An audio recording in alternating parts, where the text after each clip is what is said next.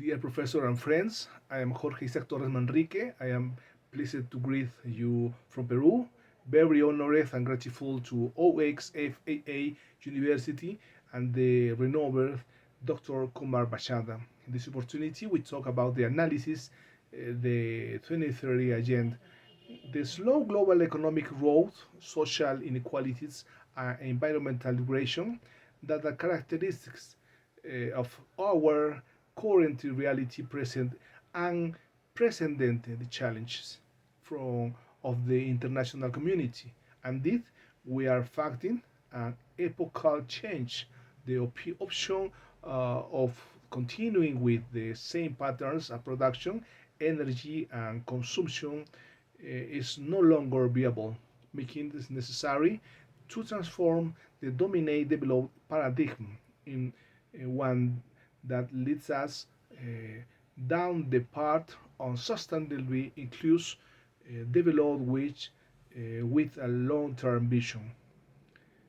The charge of area is necessary in the case of Latin America and Caribbean, which is not the poorest region in the world, but it's the most unequal.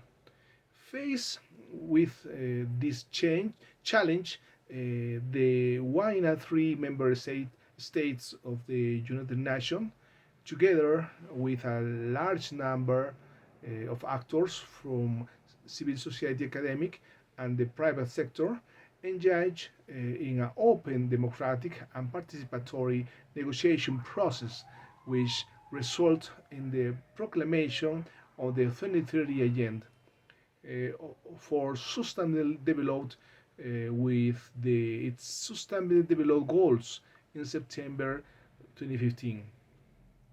The 2030 Agenda for Sustainable Development, which includes 18 goals and 169 targets, presents an ambitious vision of sustainably developed and integrates its economic, social, and environmental dimensions. And this new agenda is an expression of the wishes, aspirations, and priorities of the international community for the next 15 years. It is a universal commitment made with both developed and developed countries within the framework of a stringent global partnership which takes into account two means of implementation to achieve change and disaster prevention due to extreme natural events, as well as mitigation and adaptation to climate change.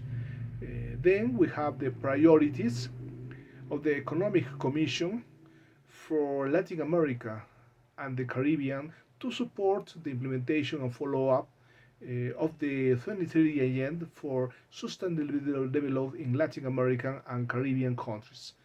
Uh, first, we have the strengthen the regional institutional architecture, strengthen the analysis of the means of implementation of the 2030 agenda at the regional level, support the integration of the um, elements into the national development plans budgets, promote the integration of the measurement process necessary for the production and instruments indicators in national and regional statistics develop strategies, as well as the consolidation and national statistical system and the leading role of national statistical offices.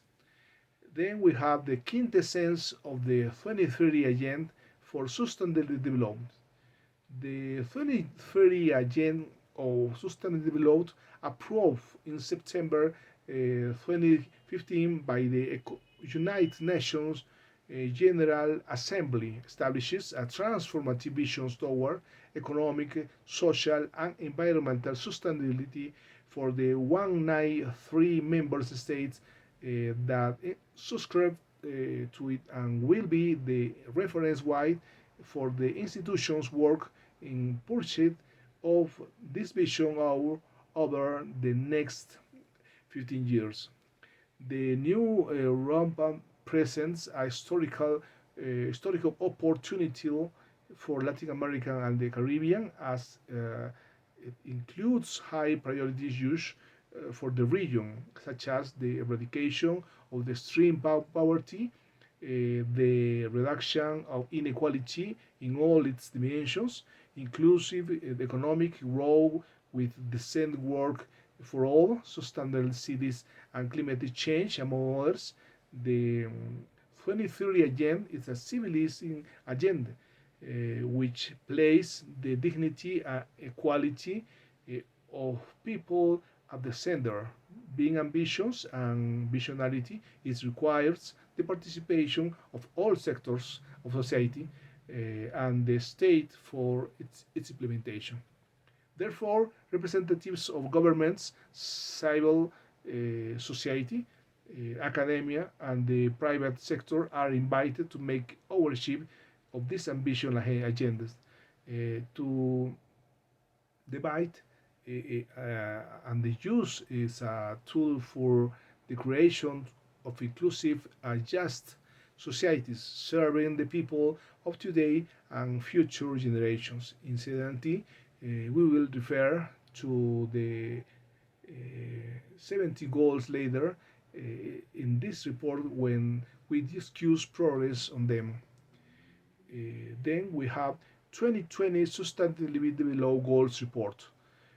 These goals required immense political will and ambitious action by all stakeholders. However, as member states recognized at the Instruments Summit last September, global efforts to date have been insufficient to achieve to change. We need geopartisan the agenda's promise to current and future generations. Due to COVID 19 and unprecedented health, economic, and social crisis threatens lives and livelihoods, making it even more difficult to achieve the goals by early June. The Delta toll has surprised 400,000 and continues to rise, affecting almost every country. Health systems in many countries have been on the verge of collapse. The livelihoods on half the world's workforce have been severely affected. More than 1.6 billion students are out of the school, and tens of millions of people are being pushed back into extreme poverty and hunger, wiping out the modest progress made in recent years. Then we have the in solutions aspects not considered as Agenda 2030 items. For example, um, meaning evolution, smart cities, transfer of environmental matters to judicial headquarters, new environmental principles, artificial intelligence, codifications, governance, improved rights to a healthy environment, inclusion of additional rights, training and awareness, environmental displaced persons, environmental justice, interdisciplinarity, interinstitutionality, contaminated waste, forests lost in the Amazon, artisanal mining, marine conservation, among others.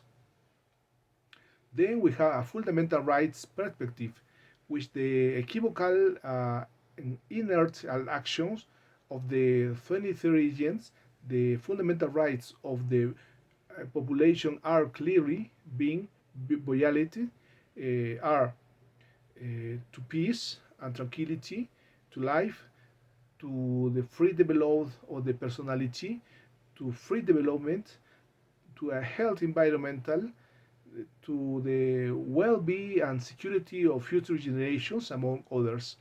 Like conclusions, we have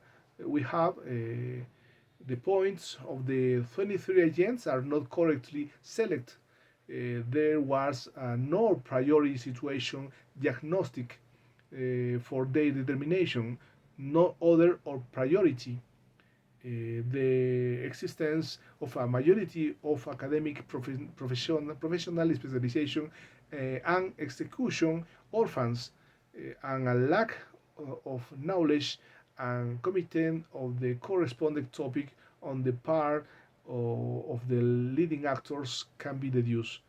The results of the progress of the substantive law goals of the 2030 agenda are a resounding failure. The implementation of the 2030 agenda is very difficult to achieve by 2030 if it's not impossible.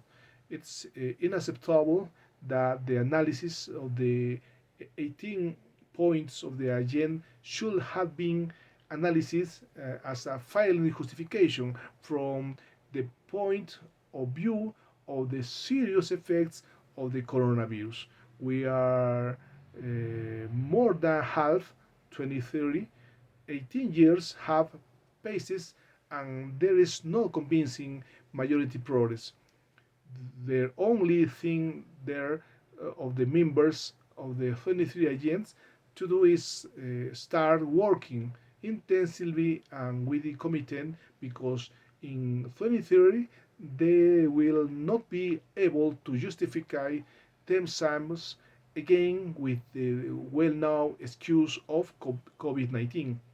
Clearly, the evaluation of the disagreeable results, objective by objective, is disapproving. In addition to the lack of the political will of a member of countries of the 2030 agenda, it's very distressing to learn that the willing verb of the agent commitment is not it's obligated or committed, but rather it's invited. Consequently, it becomes impossible to apply the pacta sunt servanda principle, that is, the enforce was has been agreed or agreed. Hence, the resounding failure of the 2030 agenda. Finally, like suggestions, we are greater commitment and political will to establish mandatory compliance with the 2030 agenda. Uh, Training and awareness reserve for the actors of the 2030 agenda on issues of public management and fundamental rights. Thank you so much for your attention. See you in another opportunity.